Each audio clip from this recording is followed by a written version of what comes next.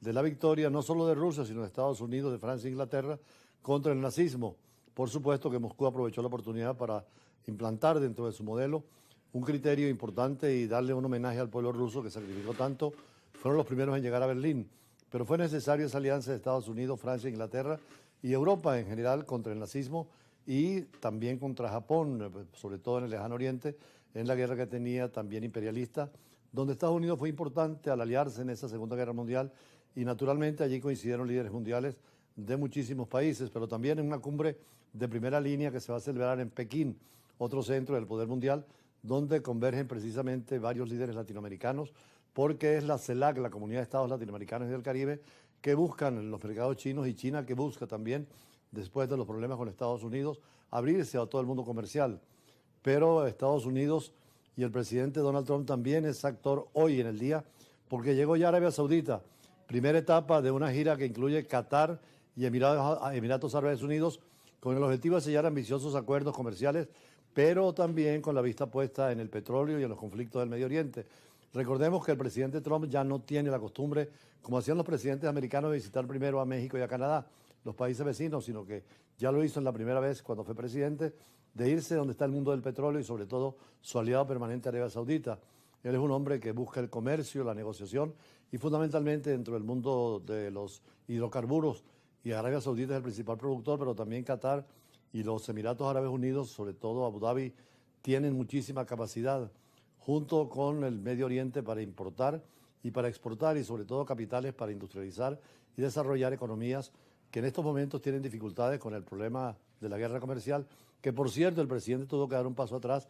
y llegar a acuerdos con China con la importancia que le da a China ahora en el contexto internacional para rebajar las tarifas y aranceles en un periodo de un lapso de tiempo que pueda permitir volver a negociarlas. Sin embargo, para Trump es muy importante el Medio Oriente, allí están las grandes economías, el gas y el petróleo sobre todo, y está su aliado Israel permanentemente con quien quiere establecer más relaciones entre los árabes y el mundo judío, como lo hicieron anteriormente durante su primer gobierno, pero está el problema palestino que tiene que afrontar y naturalmente la situación difícil con Irán. Veamos esta primera nota de la visita del presidente Trump al Medio Oriente.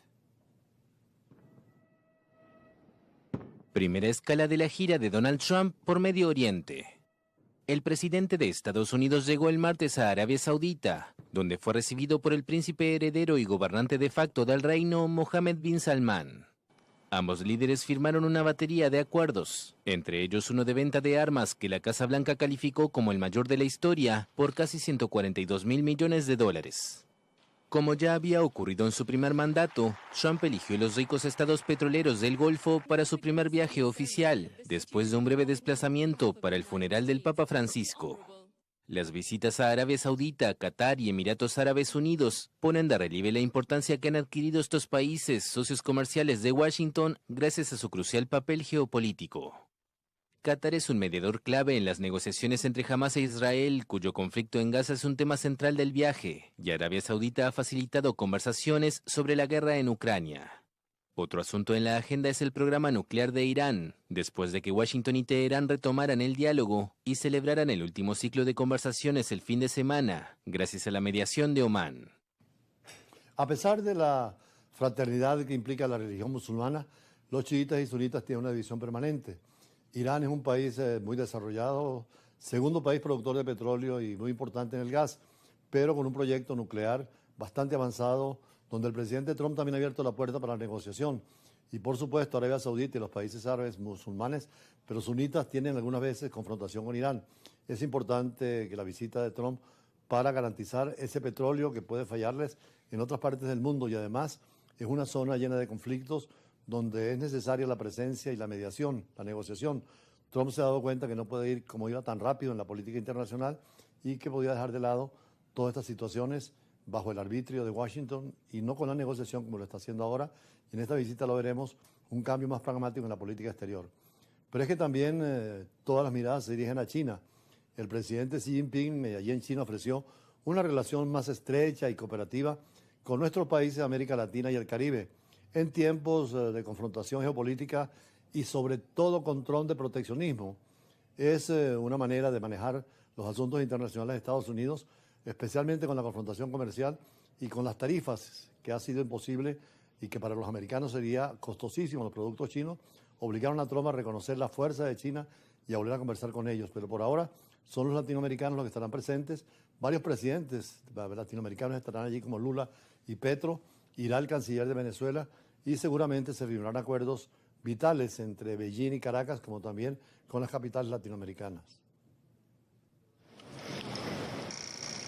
Una oportunidad de acercamiento entre China y América Latina y el Caribe. El presidente del gigante asiático, Xi Jinping, ofreció el martes una relación más estrecha y cooperativa con la región, con motivo de un foro China-CELAC que contó con la asistencia de los presidentes de Colombia, Brasil y Chile. El dirigente asiático propuso varias iniciativas para construir una comunidad sino-latinoamericana con un futuro compartido, con un fondo de $9.200 millones en créditos para el desarrollo.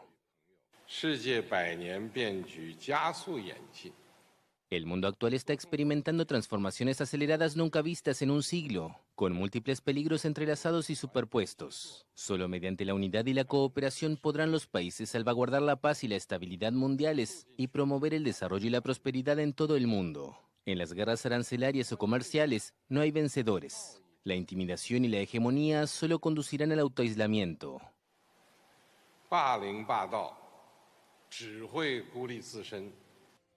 Con el regreso de Donald Trump a la Casa Blanca, América Latina se volvió un importante campo de batalla en el conflicto del republicano con Pekín, y muchos países se ven presionados por Washington para elegir un bando. Aunque China y Estados Unidos acordaron el lunes desescalar temporalmente su guerra comercial por un periodo de 90 días, la cuestión estuvo muy presente en los discursos de los mandatarios. El comercio es el encuentro entre pueblos y nosotros queremos encontrarnos con todos los pueblos. No tener que optar por uno u otro por imposición. No queremos repetir la historia e iniciar una nueva guerra fría. Nuestra vocación es ser un activo del orden multipolar en la causa global, debidamente representado.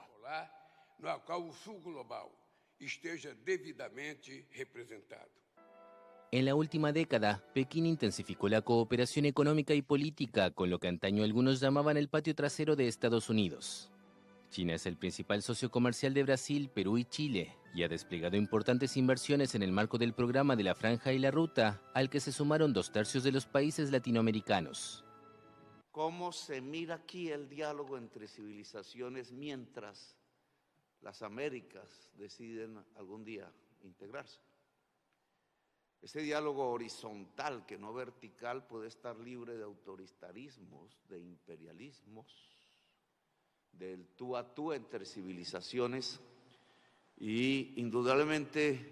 papel fundamental jugarían de un lado Europa y África, del otro China y el Asia.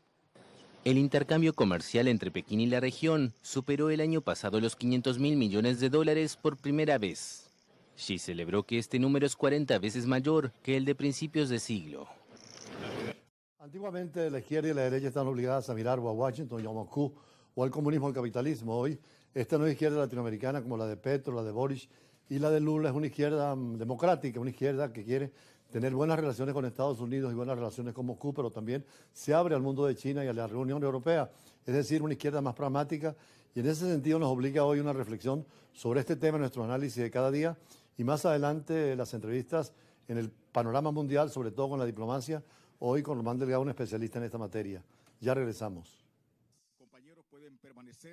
El señor embajador del Líbano, Elías Lesbos, recientemente presentó como tesis de grado para el doctorado en Derecho y Relaciones Internacionales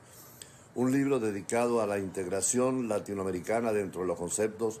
de los grandes bloques de seguridad que se están creando en el mundo, especialmente a partir de la Unión Europea, que en 1957 se creó como Comunidad Económica Europea con 6 estados y hoy son 27 países dentro de la Unión Europea desde 1992 con el Tratado de Maastricht, y en América Latina hemos seguido esos procesos de integración con la Comunidad Andina de Naciones, con el Sistema Centroamericano de Integración, con el Mercosur y con el CARICOM, además de la CELAC, de la Comunidad de Estados Latinoamericanos y del Caribe, quien por cierto está preparándose para la reunión con China, la gran economía en crecimiento. Precisamente el presidente Trump tuvo que rebajar las tarifas y los aranceles en función de que los productos chinos tienen presencia en Occidente y en Estados Unidos, y perjudicaba a Estados Unidos la nueva línea económica de esa guerra desatada por el presidente Trump. Ahora los latinoamericanos están buscando mucho más relaciones con China y precisamente se va a dar entre este lunes y martes en la ciudad de Pekín ese encuentro de los países de la Comunidad de Estados Latinoamericanos y Caribeños, CELAC, con el cuarto foro ministerial entre China y el continente latinoamericano, buscando nuevos mercados e intereses y sobre todo dentro de la ruta de la seda propuesta por China, que se proyecta como la gran economía mundial frente a la crisis económica que ha desatado el presidente Trump y el declive necesario de los Estados Unidos como potencia económica, como potencia tecnológica e incluso militar. Venezuela estará representada por su canciller, el ministro de Relaciones Exteriores, pero estarán presentes 33 gobiernos de la región, entre ellos algunos jefes de Estado y de Gobierno, como el presidente Petro y el presidente Lula. Mientras tanto, el presidente Maduro regresó, el primer mandatario de Rusia, donde afirmó que se firmaron documentos especiales sobre educación y cultura, tecnología satelital y espacial, y construcción y desarrollo de una cooperación más amplia. Donald Trump anunció igualmente que podría hablar con el presidente Xi Jinping de China al final de esta semana, tras el acuerdo arancelario que ha demostrado la fuerza que tiene China en el sistema internacional, al replantear Estados Unidos la reconsideración de las tarifas y aranceles entre Estados Unidos y China. Pero en el Medio Oriente tiene interés en los negocios y especialmente en el petróleo y el gas, los recursos energéticos y la presencia de Estados Unidos, su relación muy particular con Arabia Saudita, el mayor país petrolero del mundo. El New York Times señala que el viaje de Trump al Medio Oriente gira alrededor de los tratados comerciales y no la diplomacia. Va a recorrer el Golfo Pérsico esta semana en busca de una cosa por encima de todo, tratos comerciales y venta de aviones, pero también el tema de la energía nuclear y grandes inversiones en inteligencia artificial, en armas y cualquier cosa que ponga una firma al pie de una página es con fines económicos y comerciales, como siempre piensa el presidente Trump. El momento donde está el elemento nuclear, o entre Taiwán y China, donde está el elemento nuclear, y sobre todo en Pakistán y la India, que tienen armas nucleares, si el conflicto se complica, podríamos tener una guerra, la tercera guerra mundial. Por eso Estados Unidos está tan interesado, y las mismas potencias, la propia Rusia y China, de que se resuelva ese problema, incluyendo a China, que tiene mucha amistad con India y con Pakistán, porque cualquier conflicto allí sería terrible. Por cierto, la religión está detrás, porque cuando el imperio o su imperio que estaba allí de Inglaterra, antes de la Segunda Guerra Mundial, se independizó, la India y Pakistán eran unidos, pero Pakistán tenía la nota o la religión musulmana, la religión islámica, y mientras que la India el hinduismo, y eso sirvió para fragmentarse dos estados, pero quedó un territorio que es Cachemira, dividido entre los dos, y allí es donde está dándose el caso de la guerra entre Pakistán y la India. Pero el presidente de Estados Unidos, Donald Trump, sigue afirmando que la intervención de Estados Unidos está evitando una guerra nuclear entre India y Pakistán, después de que ambos países acordaron un alto de fuego hace 2 días. Ojalá y se resuelva ese problema, porque sería muy grande en la región de Asia. El presidente estadounidense Donald Trump afirmó el lunes que la intervención de Estados Unidos evitó una mala guerra nuclear entre India y Pakistán, después de que ambos países acordaran un alto al fuego tras una serie de enfrentamientos. Si lo detienen, comerciamos. Si no lo detienen, no vamos a comerciar. La gente nunca ha utilizado el comercio como yo lo usé, se los aseguro. Y de repente dijeron, creo que vamos a parar. Lo hicieron, y lo hicieron por muchas razones. Pero el comercio es una de ellas. Vamos a comerciar mucho con Pakistán, vamos a comerciar mucho con India. Estamos negociando con India ahora mismo. Pronto negociaremos con Pakistán y detuvimos un conflicto nuclear. Creo que habría sido una guerra nuclear terrible. Millones de personas podrían haber muerto. Así que estoy muy orgulloso de ello.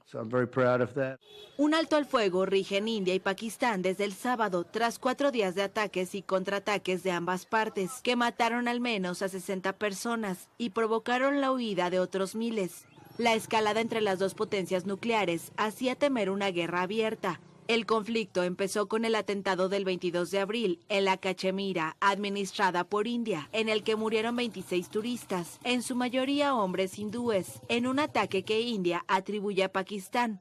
India acusa al grupo Lashkar Etaiba, con sede en Pakistán, considerado terrorista por la ONU, de ser responsable, algo que Islamabad niega. Cachemira es un territorio de los Himalayas de mayoría musulmana que quedó dividido entre India y Pakistán, pero ambos países reivindican como propia la totalidad de la región.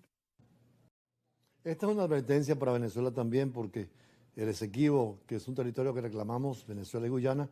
tiene muchísimas más riquezas que lo que tiene el caso de Pakistán y la India en Cachemira, o incluso la situación de Taiwán y China, e incluso y el caso de Ucrania y Rusia, porque aquí hay grandes recursos petroleros, hay tierras raras, es la salida del Atlántico, por eso la prudencia y la negociación, y llegar a un acuerdo entre las partes, como lo prevé el Acuerdo de Ginebra de 1966, aunque Guyana ha precipitado la judicialización del tema y se lo ha llevado a la Corte Internacional de Justicia, pero hay que esperar que el petróleo que está allí no sirva para dividirnos, sino para unificar criterios y en función de la justicia del país que tiene por derecho histórico, como es el caso de Venezuela, de herencia del reino español, la propiedad de esas tierras ricas en recursos. Y al terminar ya el programa tenemos que agradecer a los amigos del Estado Falcón de Punto Fijo, donde en una conferencia sobre comercio internacional nos va a tocar hablar precisamente sobre geopolítica del petróleo. El 11 de junio estaremos allí. Con esta nota despedimos el programa y mañana a la misma hora, con el choque de las imágenes, la fuerza de las palabras y nuestros análisis internacionales. El próximo 11 de las 9 de la mañana estaremos en el Teatro Agencia NH con Import-Export Compañía Anónima para hablar de geopolítica del petróleo, donde conversaremos sobre la geopolítica mundial, incluyendo la proyección de Venezuela en los mercados y el comercio internacional. Tocaremos la difícil situación de la geopolítica del siglo XXI con sus guerras y problemas, donde incluso la elección del nuevo Papa es importante porque puede mediar en conflictos como el de Rusia y Ucrania, como el de China y Taiwán, e incluso sobre India y Pakistán, y sobre todo en América Latina con el conflicto territorial de la Guayana de Esequiba, donde ya recurrimos una vez a León XIII frente a un conflicto entre Estados Unidos e Inglaterra. Igualmente desarrollaremos la energía y el desarrollo económico financiero en el planeta y, naturalmente, realidad petrolera mundial, tomando el caso de Venezuela como uno de los países con las mayores reservas de petróleo en el mundo, sin dejar de lado la realidad del petróleo venezolano, pero fundamentalmente